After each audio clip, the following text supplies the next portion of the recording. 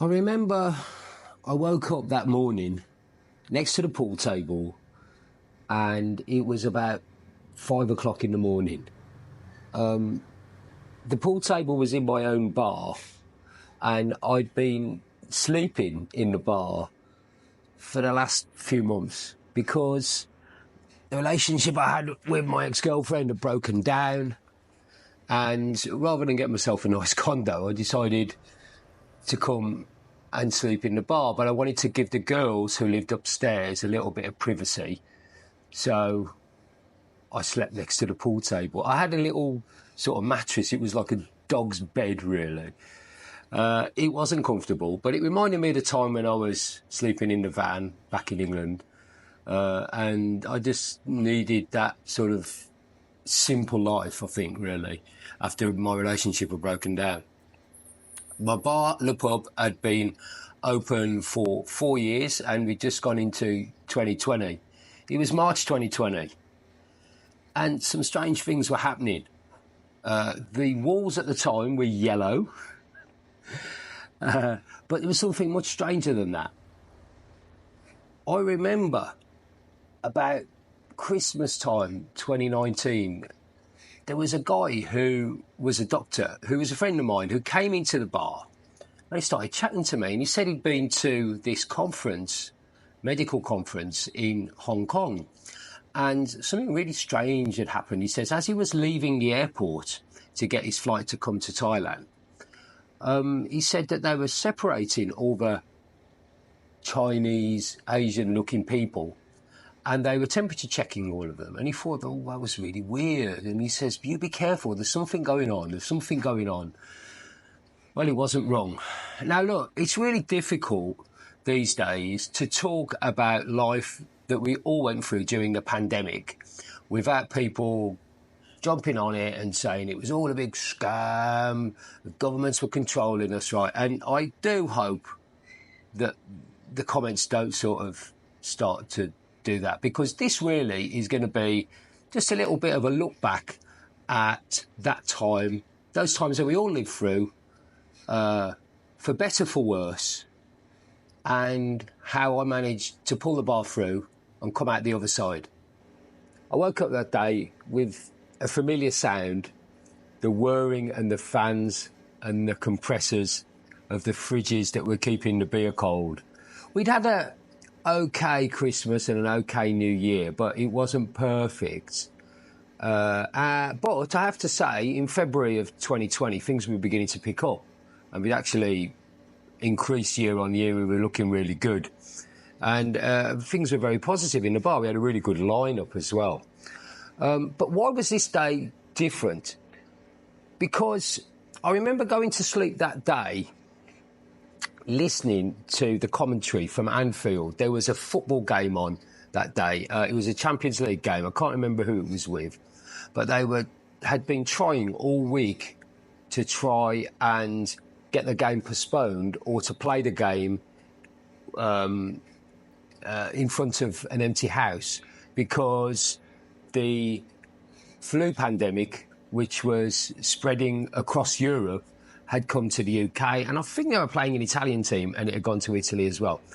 That game had finished, but I remember looking at my phone and there was a news flash from the BBC, and it said that the President, Donald Trump, in the United States had stopped all entry into American ports of people from Europe.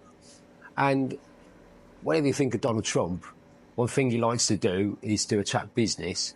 And I thought, my goodness me, there's no way that he would do that unless this is really, really serious. And it was at that moment when I woke up that day, I thought, we've got something really serious going on here. When anything happens in life, the one thing we always think about is, how does this affect me?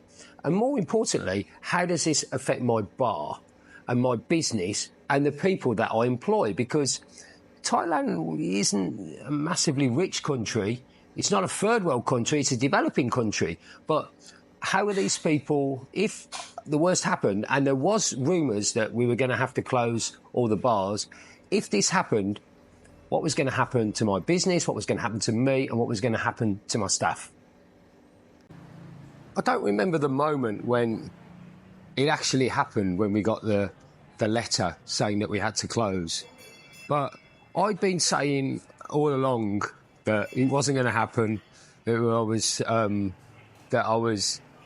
everyone was overreacting and it wasn't going to happen. And I remember saying this, expressing this online, and then I do remember this dreadful letter came that says that all bars had to close. And I think at the time we had a food licence. I mean, we have a food licence, but at the time I think we could open only as a restaurant. This was back in March of 2020. Again, I haven't fact-checked this, I can't remember. It's going from that in my brain. But it completely decimated the location where my bar was here on Soy Diamond, leading onto Walking Street. Within a few weeks, even the restaurants were closed.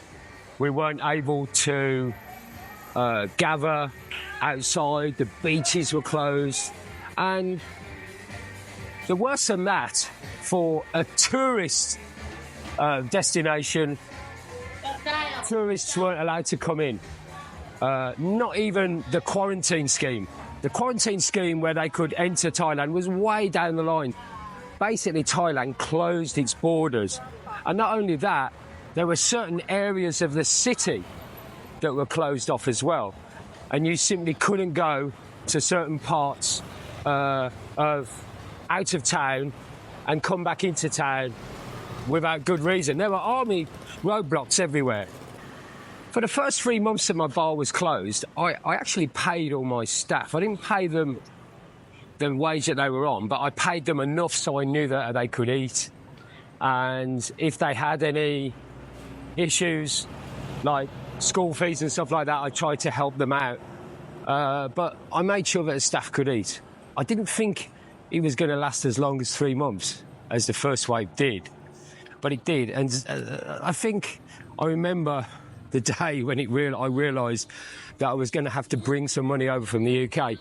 My mother had died about 10 years earlier, and the money from that was actually just sitting in a bank in England. And so I transferred some of that money over and was basically living off that, paying my staff through the money that I brought over. So for the first wave, my staff were doing okay. Not so a lot of the people that were living in this town. This was an entertainment-based town, it's a party town, and the party had definitely come to a halt. And you used to wake up every day, and you used to maybe go have a walk on the beach. The beach was closed, and you could see lines of people just sitting on the floor, quiet, silent, in a line, sometimes with children. And they were waiting because I think really the best had come out of people during these times. Usually in Thailand, when people have got no money, they go to the temple and, you know, they either get some food or they get somewhere to sleep with their families. But the temples were closed because they were worried about the holy monks and their health. And so there was really nowhere for them to go. And people, the really rich people, came out and started giving to food queues, and there was community-based schemes going on all over this town. And I could mention dozens and dozens of Westerners that really, really helped the people here during that time. I myself tried to give as much as I could, but the fact was this: I was trying to keep my bar alive, and I was trying to keep my staff together, really, and in a job. So it was difficult. But whilst it was both terrible to see these people literally spending the night waiting on the pavement to get their turn to get some food for their families, it was also quite heartening because you knew they were going to get something. Were the people starving to death? No. In reality, no, they weren't, right? It wasn't that bad. But it was pretty difficult for everybody, and everybody just found a way to get through that. But the good news was, a few months later, I think it was about July or August, I can't remember, things got better and we were told that we could open the bars and open the restaurants in a limited way. I remember I went into a go-go bar and there was plastic windows, if you like booths on the stage, and there was girls dancing and they were behind plastic. I mean, it's beyond crazy now when we think about it, but that's what happened. I think we could open, but we could only have certain amount of people sitting in certain ways within the bar, so we had to sort of rearrange all the tables within the bar to make sure that it complied. I don't think anyone ever came to check us, by the way, but we got by.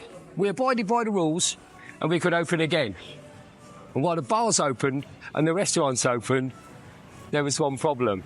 The borders didn't open. At that time, there was no tourists allowed at all. And then, a beacon of light, if you like, tourists were allowed to come in, but they had to wait in quarantine for 2 weeks. Remember that? And I know people that came here 2 or 3 times during that period, and they spent 2 weeks every time sitting in a hotel, an expensive hotel, waiting during the quarantine period to come into town. But obviously, it massively affected the numbers that was in the bars. Most of the girls had tried to go home, although it was difficult for them to go home because a lot of the village elders were telling people in the community, don't want you coming to our village from that sleazy Pattaya with all those phalangs with COVID. Not pointing out the fact that actually most of the COVID had come from China, but never mind, let's not spoil them having a bit of a knock at phalangs. So there wasn't a lot of girls around and there wasn't a lot of customers around, and it was difficult times. And worse was to come, the worst being the fact that we were going to get locked down at the end of the year for an even longer period, and we'd realised that we'd gone through a whole year with no way of going forward. We were back to square one in December of 2020. I'll tell you more about that in part 2. Thanks for watching. See you next week.